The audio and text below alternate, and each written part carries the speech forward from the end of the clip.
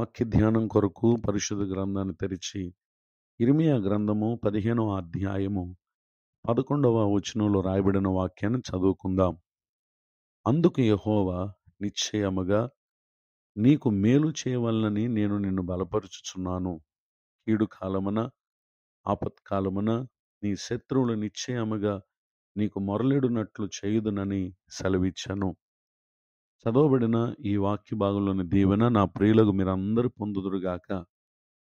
ప్రవక్త అయిన ఇర్మియా గారు యెరూషలేం పట్టణంలో నివాసం చేస్తున్న యూదా ప్రజలకు దేవుడు తనకు ప్రత్యక్షపరిచినటువంటి విషయాలను తెలియపరుస్తున్నటువంటి దినాల్లో ప్రజలు దేవుని మాటల పట్ల శ్రద్ధ చూపక అవిధేయులై ఈ మాటలను ప్రకటించే ఇర్మియాకు ఎంతో బాధను కష్టాన్ని వారు కలుగు చేస్తూ ఉన్నారు. అలాంటి ఆ పరిస్థితులలో అతడు నిరుత్సాహముతో కృంగిన స్థితిలో కొన్ని మాటలను ఇర్మియా గ్రంథం 15వ అధ్యాయం 10వ వచనంలో పలుకుట మనం చూడగలం. అయ్యో నాకు శ్రమ, నా తల్లి, జగడమాడు వానిగాను దేశస్థులందరితో కలహించువానిగాను నీవేళ నన్ను కంటివి. వడ్డీకి నేను బదులియలేదు, వారు నాకు బదులిచ్చిన వారు కారు, అయినను వారందరూ నన్ను శపించుచున్నారని అతడి ఈ మాటలను వేదనతో పలుకుటను గమనించగలం.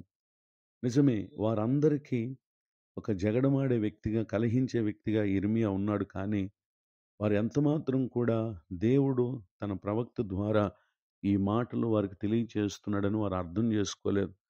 అలాంటి ఆ సందర్భంలో అతడు అంటున్నాడు, వారు నన్ను శపించుచున్నారని. నిజమే, ఇర్మియా ఎన్నో దూషణ మాటలు వారి ద్వారా అతడు పొందుతూ వచ్చాడు.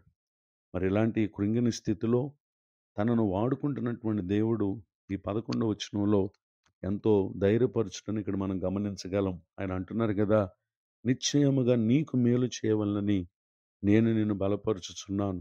ఏ శత్రువులైతే నేడు నిన్ను దూషించుచున్నారో వారికి ఒక కీడు కాలం రాబోతుంది, ఆపత్కాలం రాబోతుంది. వారు నిశ్చయముగా నీకు మొరలిడునట్లు నేను చేస్తానని ప్రభువారు మాట్లాడటం ఎంతో ఆశ్చర్యం.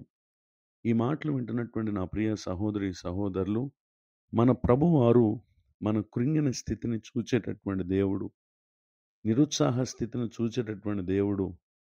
చూసి ఎందరైతే ఆయనను బట్టి ఇబ్బందులను, ఆయనను బట్టి కష్టములను, విశ్వాసమును బట్టి పలు అవమానాలను ఎదుర్కొన్న వారుగా ఉంటారో నిశ్చయముగా వారిని ఆ స్థితికి ఆయన అప్పగించి నశింప చేయడు. కానీ ఖచ్చితంగా మనలను బలపరిచేటటువంటి దేవుడుగా ఉన్నారు. యెషయా గ్రంథం 58వ అధ్యాయము 11వ వచనంలో ప్రభు అంటున్నారు, యెహోవా నిన్ను నిత్యము నడిపించును, క్షామకాలమున ఆయన నిన్ను తృప్తిపరిచి నీ ఎముకలను బలపరచును. నీవు నీరు కట్టిన తోట వలెను ఎప్పుడునూ ఉబుకుచుండు నీటి ఊట వలె ఉందువు అని చెప్పి ప్రభువారు మాట్లాడుటను గమనించగలం. 89వ కీర్తన 21వ చరణంలో, నా చెయ్యి ఎడతెగక అతనికి తోడై ఉండును, నా బాహుబలము అతని బలపరచునని తన యందు విశ్వాసం ఉంచినటువంటి వారికి ప్రభువారు ఈ వాగ్దానాలు చేస్తూ ఉన్నారు. అంత మాత్రమే కాక లూకా రాసినటువంటి సువార్త 22వ అధ్యాయము 39వ వచనం మొదలుకొని 45వ వచనం వరకు రాయబడినటువంటి వాక్య భాగాల్లో యేసుక్రీస్తు ప్రభువారు ఆయన తన వాడుక చొప్పున ఒలీవ కొండకు వెళ్ళగా శిష్యులు కూడా ఆయన వెంట వెళ్ళారు. ఆయన వారితో మీరు శోధనలో ప్రవేశించుకున్నట్లు ప్రార్థన చేయండి అని ఆయన చెప్పారు. ఆ తర్వాత ఆయన రాతి వేంత దూరం వెళ్ళి మోకాళ్ళుని, తండ్రి ఈ గిన్నె నా యొద్ద నుండి తొలగించుటకు నీ చిత్తమైతే తొలగించుము, అయినను నా ఇష్టం కాదు నీ చిత్తమే సిద్ధించునుగాక అని ప్రార్థించినప్పుడు పరలోకము నుండి ఒక దూత ఆయనను కనబడి ఆయనను బలపరిచెను.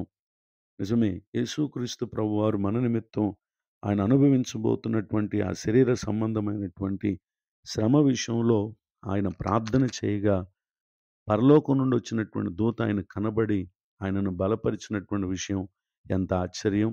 నిజమే, మనలను బలపరచుటకు దేవుడి దినం తన వాక్కు ద్వారా తన ప్రేమను మన ఎడల కనపరుస్తున్నారు గనుక ఏమాత్రం కృంగిపోకండి.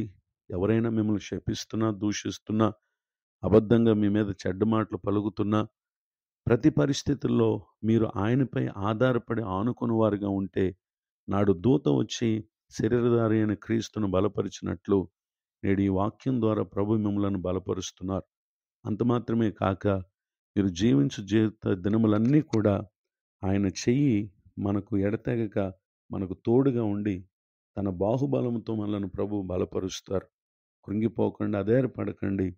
ఈ మాటల చేత బలహీనమైన మీ మనసు పరిశుద్ధాత్మ దేవుడు బలపరుచునుగాక.